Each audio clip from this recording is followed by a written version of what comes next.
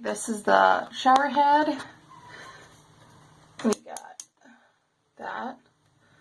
The clicker to change the different settings. You just click over once, twice, 3, 4, 5.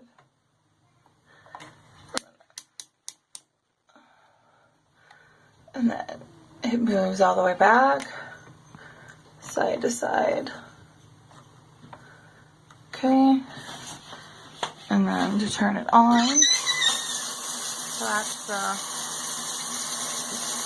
pulsating one. That one.